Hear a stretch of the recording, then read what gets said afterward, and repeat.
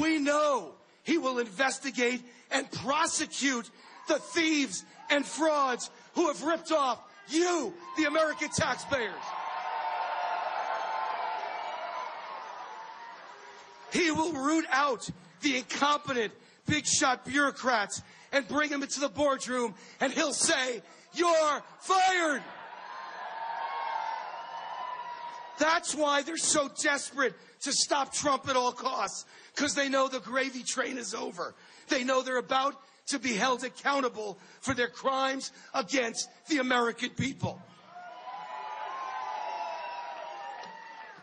The Democrats are scared that Trump is the hero of working-class Americans. You're here today because, like me, you believe Trump will turn around America, the U.S. economy, create middle-class jobs, build a wall, secure the border, halt the madness of bringing in Syrian refugees to America,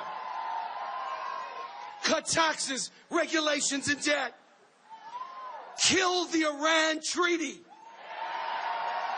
protect and champion Israel, term limit the politicians, put the people who defrauded us with the lies of Obamacare in prison,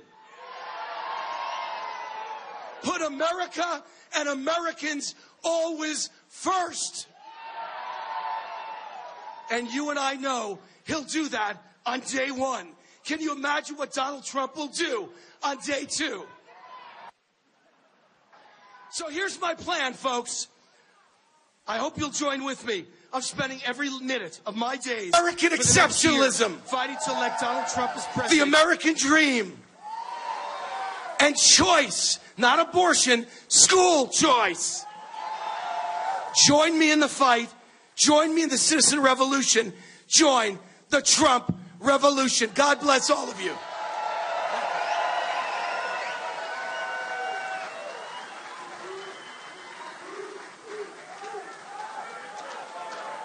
Where she can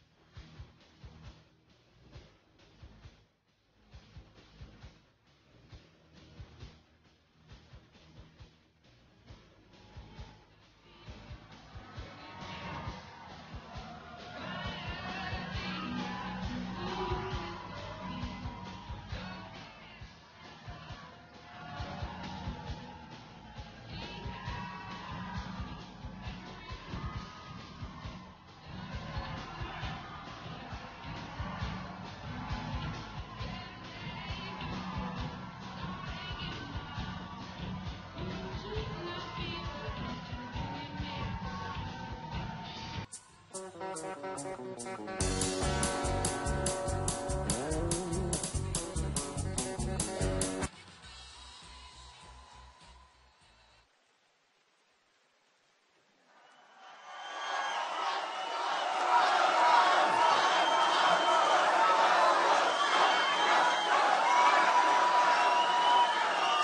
amazing, so amazing. Incredible people. No matter where we go, we're all the same. You know, no matter where we go, it's this. It's people, they love this country. We love this country. And it's so sad. It's so sad to see what's happening. Somebody said recently, Donald Trump is angry. I'm supposed to be what? I'm happy? I'm supposed to be happy? Are you supposed to be happy with the Iran deal? Are we supposed to say, oh, it's wonderful? It's very sad, actually, what's happening, and we're going to change it around, and we're going to be happy. And you know what? It's not going to take us too long to be happy. You'll be amazed at how quickly. You know, the other day I said where they want to balance the budget of the United States within the next 25 years. I said 25 years? 25 years. With all of the incompetent stuff, 25 years? I don't think so, folks. It's going to go quickly. It's going to go nicely. But think of it. You know, and then they say, well, is he happy? They actually say I'm having a great time doing this, which is true. But it doesn't mean that we're not angry, and we are, I think, all angry. But soon we're going to be extremely happy with results, okay? Believe me. And I have to tell you, because it just came out, but some beautiful, beautiful things just happened. Florida. 48 for Trump, 16 for 48 to 16. Think of that. And 11 is number 3. I won't mention names. Why the hell should I give them? All right. That's in Florida, 48 to 16. Monmouth, 36 to 17.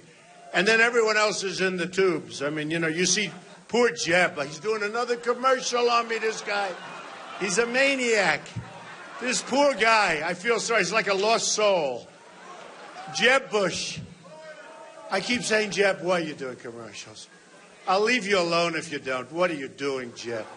What are you doing? He's spending tens. I mean, the guy is spending, you know, he's got family backing, so he's got a lot of money. Although he's rapidly spending, soon he's not going to have any money left. But he's spent now, I understand it's up to $79 million. And that was as of a while ago, probably $89 million now. And I just see a commercial about me. He said, oh, Hillary Clinton will beat me. Let me tell you, the last Fox poll, just so you understand, the last Fox poll shows I'm going to beat her. I'm going to beat her so easily. I haven't even started on her yet. I haven't even started. But, you know, this poor, pathetic, low-energy guy, he gets up, and he does a commercial that Hillary, they show Hillary winning an election. It's great. That's just what we need, a commercial that's positive for Hillary. This is the kind of thinking we have in this country. So he'll spend another $10 million. He does so many negative commercials. So he does a picture of, and then I said to myself, wait a minute. I'm going to lose to Hillary, and he's going to win, but he's losing to me by like 35 points. He's not even on the scale. These people, we got a bunch of real dummies, I tell you. And we'll talk about Ted Cruz, but we'll wait for a little because he's doing better than Jeb Bush. Jeb is down the toilet, and Ted is starting to go down. He's getting nervous. You see him now? Oh, by the way, we're putting a commercial, and you're going to like it tomorrow. But it's a very positive commercial. But Ted is getting very, very nervous. He should get nervous because a lot of polls are coming out. They're not looking good for Ted. They're not looking good. You know, his new line of attack is that I've become establishment. Oh, give me a break. Because Bob Dole, who's a terrific guy, said Trump will do better than Cruz, which is, you know, believe me, I will do better than Cruz. And, you know, I heard he was a great debater, but I beat him in the last debate. Everybody said I beat him in the last debate. I don't even do it. He's a great debater. You know, the problem is he's a great debater, but he talks. When he talks like he's debating. He can't talk. So he can debate, but he can't talk. You got to be able to talk also in life, folks. You know, it's a little tough. But we've had an amazing time. I've loved doing it. This just came out about 15 minutes ago in Arizona. Trump, 38. Number 2 is 15. Whoa. Whoa, look what I just see here. Believe it or not, they just hand me these notes. You know, I'm not using teleprompters. I'm not reading speeches. Ladies and gentlemen, thank you very much. I don't do that. Whatever it is, that's what you get, folks, I tell you. But we are bringing out big crowds. You know what sickened me, though? I get home, Oklahoma, great place. We had a crowd. We had an arena at Oral Roberts University. Beautiful, beautiful place, beautiful arena.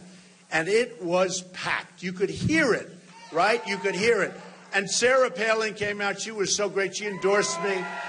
She was so great. She was so great. But we had this arena. And I always complain that these guys, they're dishonest people, they don't show the audience. So, I mean, like, this is great, but this is a ballroom, and it's packed, and it's great, and everything. But a ballroom isn't the same as an arena. Do we agree? Even though I like the hotel and I like the owner. The owner's a great guy. But it's a ballroom. But I had an arena yesterday. They had to send away from 5,000 to 7,000 people, and the arena was packed, like 10 to 12. So we had close to 20,000 people there yesterday, including the people we sent away, which I will come back and we will talk to them the next time. I felt badly, but we had to send away. So here you have this huge arena. I didn't see one shot. I watched this CNN. It was sickening to watch it. I didn't see one shot. It's focused on my face. Focus, focus. They don't do one damn shot of the crowd. They don't do one shot. I didn't see, it's true. No, it's terrible. Terrible. I didn't see, I mean, think of it. Here we are, we fill, I guess it's a basketball arena, big arena, beautiful arena, and it's packed, packed. So many, I mean, thousands of people. No, I'm sorry, you can't come in. They're going like crazy. The place is packed. Not one shot from these sleazebags back there. Not one, think of it. Not one shot showing the crowd. No, think of it. Not one single shot. No, I tell you, they're the worst. And you know what? It's purpose. I'll guarantee you one thing. If it were empty, they'd be showing those seats all over the place. They'd be showing. And the problem, and the thing I like when we have the protesters, the only time the camera moves is when there's a protester. Because that's like a negative thing. Actually, I love protesters but the reason I like them is because these guys operating, I watched yesterday, that guy, and I think it's CNN, but I don't know. They were just fixated on me. All the cameras, look at all those cameras back there, like the Academy Awards. Every time I make a speech, it's live. These other guys come in, I won't mention, but my competitors, you know, up and down the line, including Hillary, by the way. She comes in, there's like 38 people. Boring, very boring. Very, very boring. But you know what? They'll have like 109 people. Look at this crowd. If one of the other folks were here, what do you have, like 59 people, and they'd use a conference room. Look at the crowd. But I have to tell you, though, yesterday in particular, so we have this arena, it's full. And I'm telling them, turn your cameras. And I just see the cameras never move, you know, never move. And their bosses, I don't even blame those guys. Their bosses tell them, don't move it. So you go home and you want to see. I didn't see one shot. You didn't see that. Now, you heard the purr. It's like, you know, like Michael Jordan or LeBron playing basketball. You know, you hear this purr. So you know there's a hell of a lot of people. That's not like a 200-person crowd. But here we have this arena that's packed. And not one single camera shot of the arena. It's disgusting. And they do it. And then this guy, this wacko Bernie Sanders, who wants to, by the way, wants to bring your taxes to 90%, okay? He says everything's free, everything's free. The only problem is you're going to pay 90%. You know, it's free, except when you have to pay your tax. But he had 3,000 people in a certain location. And they said, he had a massive crowd, 3,000 people. It was unbelievable. And I have an arena that's packed and they don't mention it. It really is unfair, okay? Okay. You know what? The good news is my audience and my people. You know, one of the things that come out of the polls, I'm winning like all of the polls. One of the things, and by a lot, By a lot. I actually saw somebody today on Fox, a woman that I hadn't seen before, but I like her very much. They asked her, they said, what's going on? Because we had a big poll in New Hampshire. New Hampshire's great. We just got a great poll in Iowa. Just came out 10 minutes ago. Emerson College, very important, great college. Trump 33, Cruz 23. Nice. Nice. Wow. And they just came out in North Carolina. Trump 38, Cruz is second at 16, and Cruz is going down. He's going down. No, he's having a hard time. He looks like a nervous wreck. He's going down. He had his moment. He had his moment. He had his moment and he blew it. But he's, honestly, look, it's one thing to be like a very, like a tough guy. We're all tough people. You got to be able to get along a little bit with people, right? You can't be so strident where he goes, not one Republican senator. Here's a senator. And by the way, if it weren't for Sarah Palin, he would not be a senator, just so you understand. He was at 2%, and then she came on, and he did fine. Honestly, Sarah brought him over the line. But here's a United States senator, Republican, doesn't have support of one other Republican senator. There's something wrong there. And I can tell you, they like me, those guys, and there's nothing wrong with that, folks. We got to make deals. We don't want to sign executive orders. We want to make deals. We want to make the right deals. But you know where I really want to make the deals? I want to stop China, and I want to stop all these countries from ripping the hell out of us. They are ripping us off like you have never seen. We have a trade deficit with China over $500 billion. You believe that? $500 billion. Now, I like China. I like the Chinese people. They're wonderful. I sell them apartments. I rent space to them. I have the largest bank in the world from China is one of my tenants. They pay me a hell of a lot of money. They're a great bank. In fact, every time their lease comes up, I said, they're not really going to stay, are they? I just admit. They said, of course. They don't even know what I'm talking about. They said, of course we're going to stay. The reason is they're not insulted because they know I'm telling the truth. When I say that the Chinese leaders are too smart and too cunning for our leaders, this massive bank, you can check it out. I won't embarrass them. I'm going bad enough. By the way, it's the largest bank in the world, okay? The rest you can figure. Citibank is like this by comparison. This is the largest bank in the world. And every time I see them for an extension, I say, they love the place. And I say, really, you're going to say, I don't want to bring it up. I'm a negotiator, unlike Kerry, where he gives away the store. I say, oh, you're going to stay? Oh, good. I don't want to say, gee, you're not staying, are you? After all the bad things I say about you, you're not staying. No, I don't do that. I say, oh, you're staying. That's excellent. So we signed a new extension. And I said to him, you like the bill? Oh, we love it. Now, with all I say about China, and again, I have a great relationship with China. I have a great relationship with Mexico. I love the Mexican people, love them. But their leaders are killing us at the border. They're killing us on trade. Nabisco is moving into Mexico with their big plant from Chicago, which means what? No more Oreos. No more Oreos. No more Oreos. Oh, it's going to be tough getting off Oreos. Well, I never liked Mexican water, to be honest with you, so probably not going to eat them anyway. I don't want Oreos made in Mexico. Right? So it's good. We'll stay away from Oreos. It's one thing we don't have to eat. So anyway, so we just got those numbers. That's so fantastic. 33-23, North Carolina 38-16. Every poll. And they had the woman on Fox a little while ago, just as I was leaving. And she said she can never remember anybody having the kind of lead that Trump has. Okay? Never remember. And I said, probably an incumbent president, like Ronald Reagan as an incumbent, had to have a great lead. I don't think anybody ran against him. But let's say outside of that, she said it's the biggest lead she's ever seen. Just on. I like the woman very much. Please get me her number. I want to write her a thank you. Now, just so you understand, don't take it for granted. Okay? I'm a closer. We're going to close. We're going to start winning so much, just like the video. We're going to win and win and win. So I don't want to talk about it. I don't like talking about victory before victory. And so important to me is Iowa. Everyone said, oh, don't talk about it, because if you should come in second or third, in other words, you do well, they're going to say big loss, big loss. I had this jokester on who represents Cruz, somebody named Amanda Carpenter. I mean, she said, if he doesn't win by double digits, it will be a loss. I'll take a win by 1 vote, folks. Okay? And this idiot, she represents Cruz. She's saying, well, if Trump doesn't win by double digits, give me a break, okay? Give me 2 or 3 votes just in case there's a recount. I want to feel a little bit safe. No, it's unbelievable. I just saw her. She's saying, I have to win by... I want to win, okay?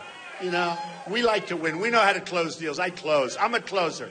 Even in sports, I've always been a closer. I win. I win club championships. You got to know how to close. Our country doesn't have closers. Our country doesn't have winners. We have losers. We have guys that represent us and people that shouldn't be up there. We have political hacks negotiating with China, with Vietnam, with Japan, with Mexico, with all of these countries that are making a fortune off our stupidity. It's not going to happen anymore. Not going to happen anymore. I was just endorsed recently by the great Carl Icahn, great businessman, very, very rich guy. And he said, you know, look, Trump knows what he's doing. I talk corporate inversions. I mentioned that the other night to some of these guys I'm running against. They didn't know what I was talking about. Corporate inversion. So here's what's happening. Companies are leaving. You know, it used to be we leave New York for Florida, or we leave New Jersey for Texas or something, right? Now they leave Texas for other places. They leave New York for Asia. They leave New York for Ireland. Nice place, by the way. I have a lot of property in Ireland. Very good. Maybe I won't mind so much if I sign one of these big tenants. You know who's leaving is Pfizer. Pfizer is leaving for Ireland because taxes are too high and because they have millions and millions of dollars and they can't bring it back. We have $2.5 trillion outside of this country, essentially owned by, and you know, the money of corporations. They can't bring the money back. The Democrats agree, the Republicans agree, everybody agrees it's bad not to bring it back. They can't make a deal. They can't make a deal. There is total gridlock. Guys like Ted Cruz will never make a deal because he's a strident guy. No, you cannot have that. I told you, he's trying to paint me as part of the establishment. And somebody said, establishment? Well, how come Sarah Palin just packed him? Establishment. And you know what? There's a point at which, let's get to be a little establishment. We got to get things done, folks, okay? Believe me, don't worry. We're going to make such great deals. But at a certain point, you can't be so strident. You can't not get along. We got to get along with people. You know, in the old days, Ronald Reagan, and I remember it so vividly. I was a young guy. I helped Ronald Reagan. I really liked him. Thanks for that sign. That's beautiful. Thank you, man. Appreciate it. Look at you. Thank you. I love that sign. So what happens, Ronald Reagan would get along with Tip O'Neill, and they'd sit down, and they'd make great deals for everybody. That's what the country's about, really, isn't it? You know? I mean, we can all be tough, and we can be the... But, you know, at some point, we got to get our country back on track. We're losing. We have deficits like you wouldn't believe. We're losing with ISIS, right? Our military is in trouble. It's just decaying, our military. We're not spending and we're not putting... And by the way, every time we send equipment over, a very good soldier saw me the other day, a great soldier, over there for 3 shots. I said, do you want to go more? Well, I do. You know, these are really committed people, amazing people. Said every time we send equipment over there, the enemy captures it. He said, and we're fighting, Mr. Trump, with old equipment, and they've got all the new stuff. You know, we give it to these so-called allies of us, and a bullet gets fired, our allies run, they leave the equipment. You know the Humvees, the famous Humvee story. 2,300 Humvees in the hands of the enemy. And I said, you can't mean that much. Oh, here they come. Here they come. Oh, these paparazzi. They drive you crazy. 2,000, look at these people. Like bloodsuckers. You know, they're bloodsuckers. And they always have a picture of my face. They never... Hey, turn around, fellas. Shoot the crowd, please. Come here. Come here. Come here. Get up here. Get up here. Get up here. Come on. Shoot the crowd. You guys are... Come here. I know these. Get up here. Shoot the crowd. Shoot the crowd. Get up. Get up on the stair. Come on. Let him. Get up here. Don't shoot me. Shoot him. Go ahead. It's okay. Look, Secret Service, these are the greatest guys. He's having a fit. Don't worry about it. Shoot the crowd. Okay, get out of here now. It's the only way we're going to... it's the only way people are going to realize. So, the Humvees, 2,300 Humvees get sent over. And I said, can't be that many. That's a lot of Humvees. Now, we have wounded warriors, our greatest people. Our greatest people. No, honestly, the attitude, I meet them all the time, the smiling, the love, the everything. These are great, great people. These are braver than me and braver than you folks, I'll tell you. These people are amazing. Their legs blown off, their arms blown off, worse than that. And they see me and they smile, they're happy. It's amazing. They're amazing people. If they would have had these Humvees, they'd be okay. The enemy has them. They shot up in the air, and our so-called allies that we don't even know who the hell they are, where they come from, they run, and they get brand new, armor-plated, the best in the world. Bombs go off, they go up, they come down, and they're fine. Okay? With us, we have the stuff, the bomb goes off, the whole thing blows apart, and everybody's killed or badly hurt. Because we're led by stupid people. We're led by people that shouldn't be there. We're going to change it. And that's why the polls are like that. And the polls aren't about me, it's about you. I used to say, because I tell you what, I could think of other things I'd rather be doing. I had like a nightlife. I have this great company. I built this incredible company. I have a wonderful family. In fact, speaking of my family, Eric and Don, get up here. I have my two sons here. Two sons. Get up here.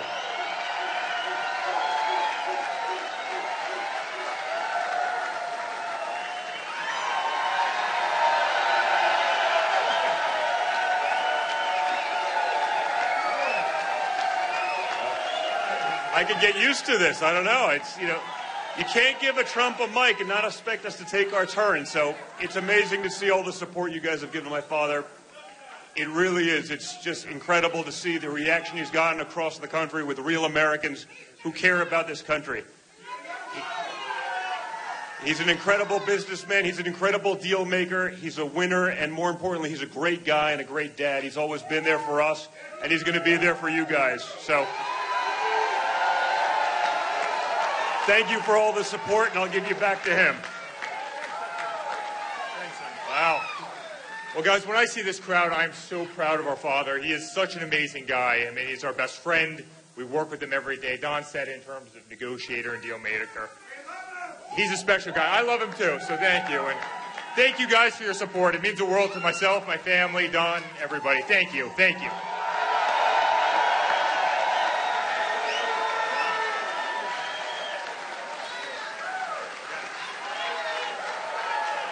They're good boys. They're good boys.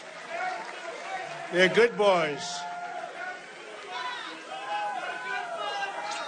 And they're members of the NRA, by the way. They're good shots. Big members. They're big members. They love it. They love the NRA, actually. And we're going to save the Second Amendment, folks. We're not going to be doing anything. They want to take it away. We're going to save it. You listen to Hillary. You're not going to have a Second Amendment by the time she finishes. I don't know that she gets to the starting gate, to be honest with you. I'm not so sure.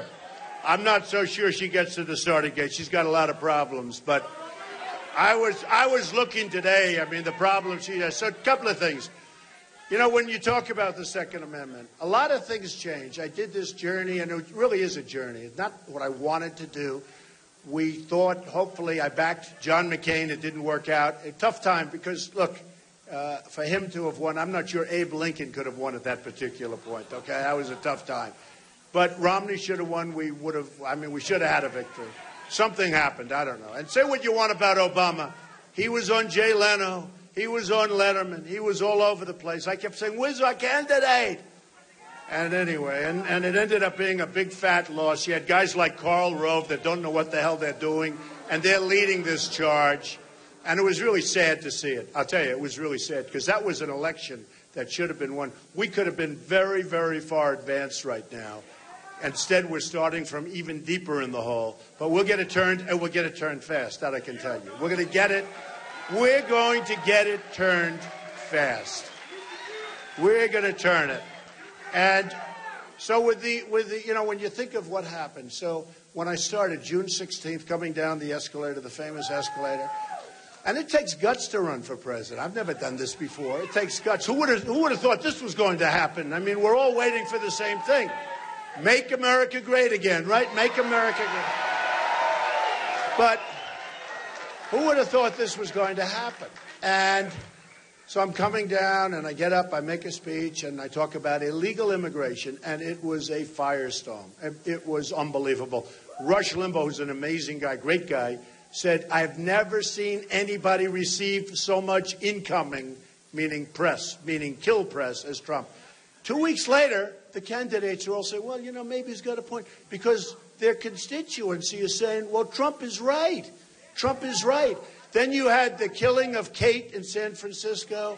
You had the killing of Jamil in Los Angeles, great young guy. You had the veteran, a female, wonderful, 65-year-old veteran, raped, sodomized, and killed by an illegal immigrant in Los Angeles, and on and on and on. And not only talking about the economy, talking about, and by the way, I want people to come in, but they have to come in legally, right? They have to come in. And I took a lot of heat, and then we brought it back, and it all came back, and now everybody's trying to get tough with immigrants. They're not tough. They're not tough. First of all, we're going to build a wall, a real wall, a big wall. We're going to build a wall. I actually heard one of the candidates the other day, 3 days ago. My wife is watching television, and I hear the word wall. They're interviewing a candidate. I'm sort of falling asleep because it's so boring. And they're interviewing a certain candidate, and he said, we're going to build a wall. I said, did I hear the word wall? First time I've heard it. It's the first time. We're going to build a, first of all, they wouldn't know where to start, okay? But that's okay. These are minor details. But my wife said to me, darling, he just said he's going to build a wall. I've never heard that before. She watches this thing. She loves it like everybody else. Everybody's fixated on what's going on. 24 million people watching the debate. I hate to say this. If I weren't in it, you would have had two people. You know, it used to be a very badly rated thing. Those debates were not. Do you ever remember the debates before this year? Nobody remembers them. In fact, the networks were forced to take them. They didn't want them because it was like a wasteland, the debates. And now they want more. Can we do more? Can they be 12 hours? Can we just keep going? I mean, it's really been amazing. But now everybody's come to me. They've all come to me, and now they're all tough guys. You know, everyone's a tough guy, but they're not tough guys. See, they're not real tough guys. They're phony tough guys. They're trying to get votes, and after they get in, they're politicians. All talk, no action politicians. It's not going to work. Not going to work. And by the way, and speaking of this, and by the way, just out of curiosity, ready? Who's going to pay for the wall? Mexico, 100%, okay? 100%. Mexico's going to pay. So some of these politicians asked me, they said, well, you can't get Mexico to pay. First they said you can't build a wall. Their second is, how can you possibly get Mexico? I'm a business guy. They make a fortune. They're making so much money in trade. I just told you, they're taking Ford, $2.5 billion plan. I just told you, they're taking Nabisco with their big plant from Chicago. That's two. They took a big plant out of Tennessee. Tennessee's an amazing place, a great state. I love the people of Tennessee. They're all set to sign this big contract with a foreign automaker. All of a sudden, at the very last moment, they announce they've decided, right? They've decided to go to Mexico. What's going on? And then they're going to make cars, and they're going to sell them to us, no tax, just bring them across the border. Might as well have the illegals driving the car, because you can get it inexpensively. Boom. That's right. They'll drive right past the guards. They'll drive right past the guards. It's very sad. No, it's very sad. They'll drive right past our guards. You know, we have great Border Patrol. They called me. That's how it all started, more or less. But 6 months ago, they called me. Laredo, Texas. Great place. Wonderful people. Amazing people. Right on the border. That's called Central Casting Border, right? And I went there and I met the Border Patrol. They asked me to go. And these are people that want to do their job. And they're saying, stand back. Don't do any. Stand back. They're going crazy. They want to do their job, but they're not being allowed. These are strong guys, tough guys, the best equipment. Everything's good. Except, boom, people walk right through the border. Not going to happen anymore, folks. It's not going to happen. It's not going to happen. And the whole thing with the anchor baby. Remember when I brought up anchor baby? They all said, oh, if you're born on our land, we take care of you for the rest of your lives. We're wrong. They're wrong. So I started saying, can't be. Because our founders were very smart people. It can't be. And if it were, we're one of the only countries where that is. By the way, try having a baby in Mexico and saying, congratulations, this baby is a citizen of Mexico. The first thing they'll do is laugh at you. The second thing is they'll give you a foot right out of Mexico. With your baby, by the way. Okay? So I said it can't be. It's okay. Well, now I have the top constitutional guys, the same guys that say that Ted Cruz was born in Canada and can't run here. I mean, to be honest, a lot of those same guys. He got a problem. He does have a problem. We'll get to that in a second. We'll hold. We're going to talk about anchor babies first. So we had this theory that we needed a constitutional amendment, right? We need a constitutional amendment. Now, a constitutional amendment will take forever. Then they find out, some of the great scholars said, no, wait a minute. If you're illegal and you come in here illegally and you have a baby, you don't need a constitutional amendment. You don't have it. The worst we need is a vote of Congress, which should be very easy once we get along. It should be very easy. But I don't even think you need that. So we're going to stop with the anchor babies. Hundreds of thousands of people coming in from all over. They have a baby, and you have to take care of the baby for 85 years. No good, folks. No good.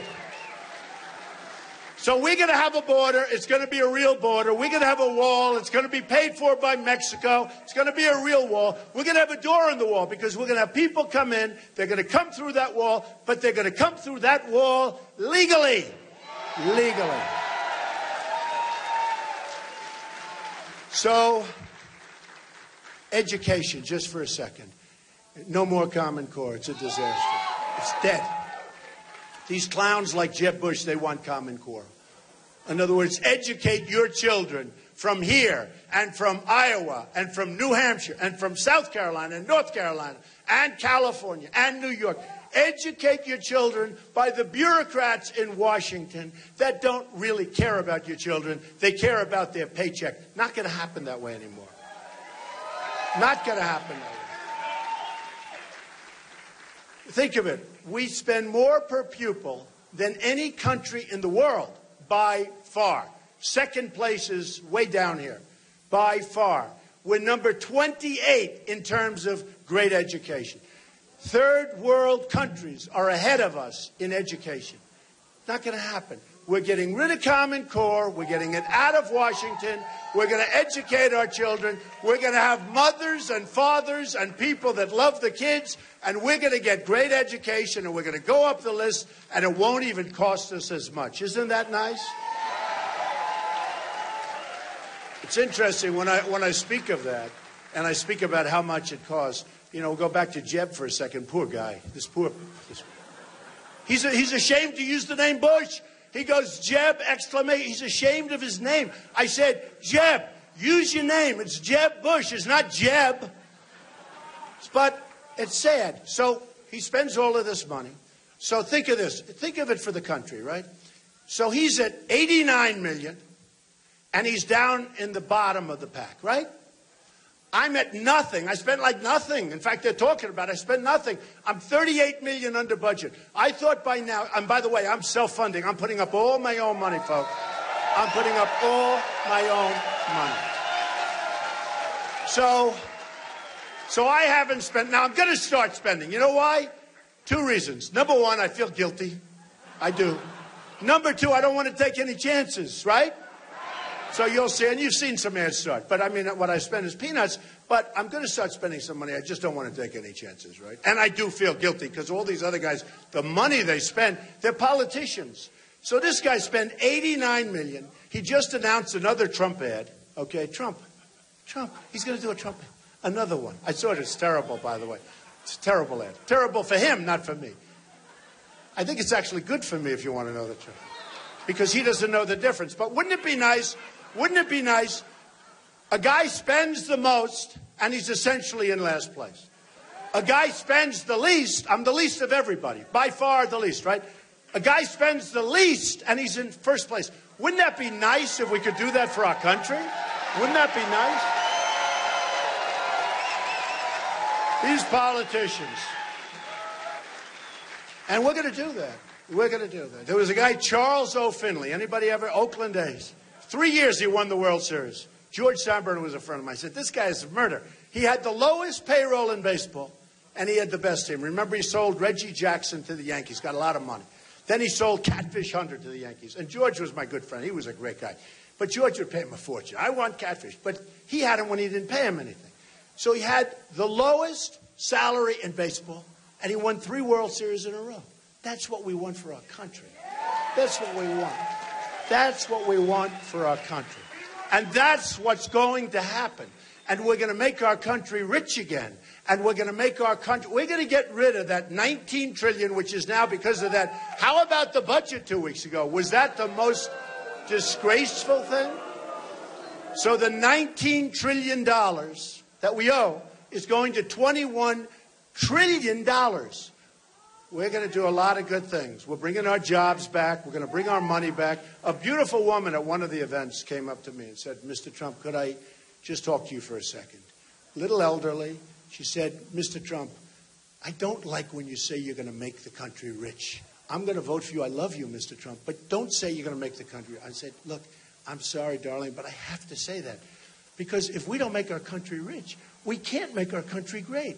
We're like a debtor nation. She said, oh, I said, this is a story. We're going to make our country rich. We're going to get rid of the debt. We're going to save Social Security. We're going to take care of ISIS. We're going to blast ISIS off the face of the earth. We're going to take care of our military. And hopefully we don't have to use our military. Hopefully we don't have to use it. We're going to take care of our vets who are treated horribly. Horribly. We're going to get rid of Obamacare. We're going to repeal it and replace it. Because Obamacare, I don't know if you've seen it, but everybody goes crazy with Obamacare. Premiums, it's terrible. Shout it out once again. It's terrible. Terrible. It is terrible. Your premiums have gone up 25, 35, 45%. It's dead in 17. Think about it. If I win, I've got to solve this problem given to me. It's dead. It will die of its own weight. It can't last. It's dead in 17. And already the Republicans, and, you know, well, they're trying to make me establishment, okay. But they're already saying we've got to do something to save it. I don't want to save it. We're going to kill it. Let it die. Let it die. And we're going to come up with something much, much better. Much better. Look at your premiums. Look at your deductibles. You have to be hit by a train if you think about it. You have to be hit by a train. You're never going to be able to use it. The deductibles are so high. So we're getting rid of Obamacare. We're going to come up with something that's going to be much cheaper and much better for the country and for yourselves, okay? And it can be done, and it can be done. You know, the problem with Obama and Obamacare is the insurance companies and other special interests are making a fortune, just so you understand. That's why you still have the lines around each state. That's why if I want to bid from my building in Las Vegas, I want to bid all over. I can't. I got a couple of guys, maybe if I'm lucky. If I'm lucky. So what we have is we're going to have an amazing system. We're going to, and I say this, and I'm starting to say it more. Look at all these people in this corner. Look at that. Oh, that guy's having a good time. Boy, are you comfortable over there? On June 16th, I came out and I said all of the things that I just said. Then we had the attack in Paris. And then I made a statement. We talked about radical Islamic terror. Radical Islamic terror. Do you hear that, President Obama? Radical Islamic terror.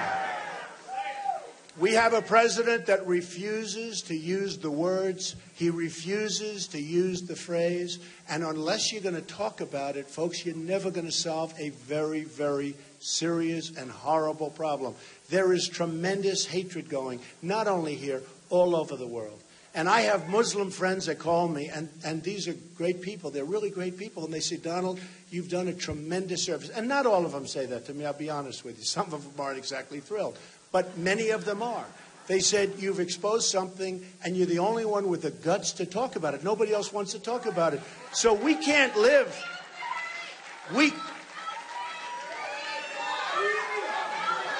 Get him out, folks.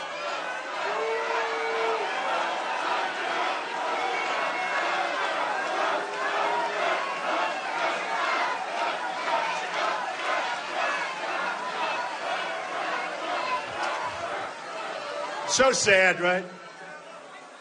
It's a young woman that, doesn't know. She's lost. And all we're doing, and look, we're not talking from a negative. Folks, we're talking about from a positive standpoint. That's all right. Leave her jacket there. You don't have to bring it back. The hell with her. The hell with her.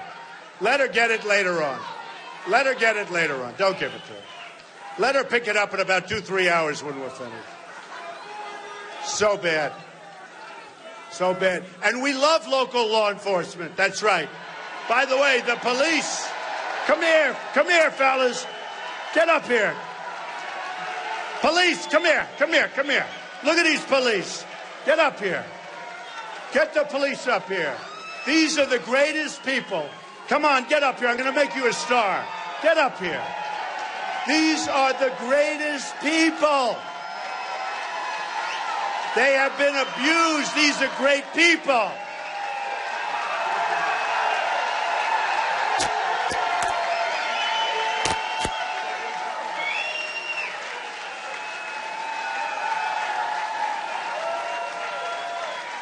The police are great people. They've been abused.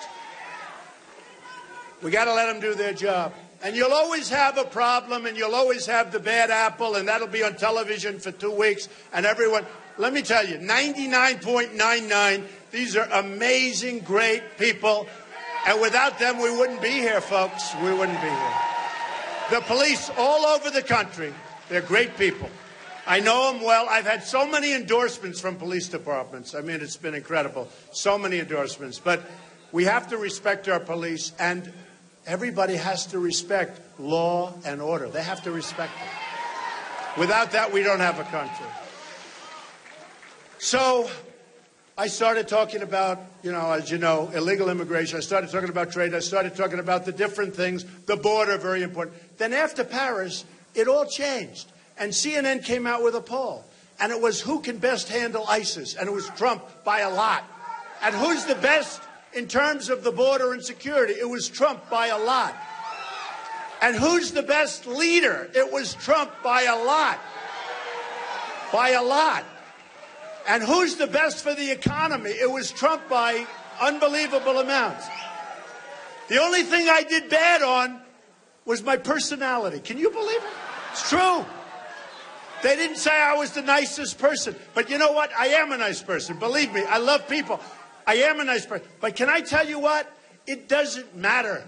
That doesn't matter. To me, that's the least. We need toughness. We need competence. We have to bring back our businesses. We have to build up our military. So big, so strong. Nobody's going to mess with us anymore. Nobody. Nobody. So honestly, an amazing phenomenon has taken place. This week, we're on the cover of Time magazine. A really great story. I can't believe it. Time magazine, I've been on the number of covers of Time. Time magazine did a story this week by a writer that was so good. And he talked about this phenomena that we have. This is a phenomenon. It basically is people that, and it's explained so well, go out and get it. Go out and get it. I'm talking. You don't even see me. It's just me talking. It's a picture from the back. And in fact, I noticed I don't have a bald spot. I was so happy. But it's a picture of me talking to a massive crowd of people, and basically it's talking, thank you, darling. Oh, there it is. Give me that magazine. Give me that magazine. Give me that magazine. They deserve it. Generally, I don't like Time magazine, and this week I happen to like it very much. That's the magazine. Go out and get it. Unbelievable. Thank you, darling. Pretty good, right? So, it's a phenomenon. It's a phenomenon. The crowds are like this everywhere. The people are like this. You're from here, they're from there, but we're all the same. We want, thank you, we want something great. It's so simple. We want security. We want good jobs. We don't want to have the world take our economy. We have been ripped so badly. The greatest theft in the history of the world has been what China has done to us. They've taken our jobs. They've taken our money. They've taken everything. They have rebuilt China with our money. Remember that. Remember that. We have rebuilt China. We're going to take it back, folks. We're going to take a lot of things back. We're going to take a lot. And remember this. Remember this. Security. That's what's come up. Security. We're going to make our country secure again. Nobody feels secure anymore. Does anybody? Nobody feels secure. We're going to make our country great. We're going to make our country secure. We're going to make our country rich. Just to put it all together, what's our theme? Make America great again. I love you. We're going to win. We're going to win. We're going to start winning big. Thank you. I love you all. Thank you. Thank you. Thank you.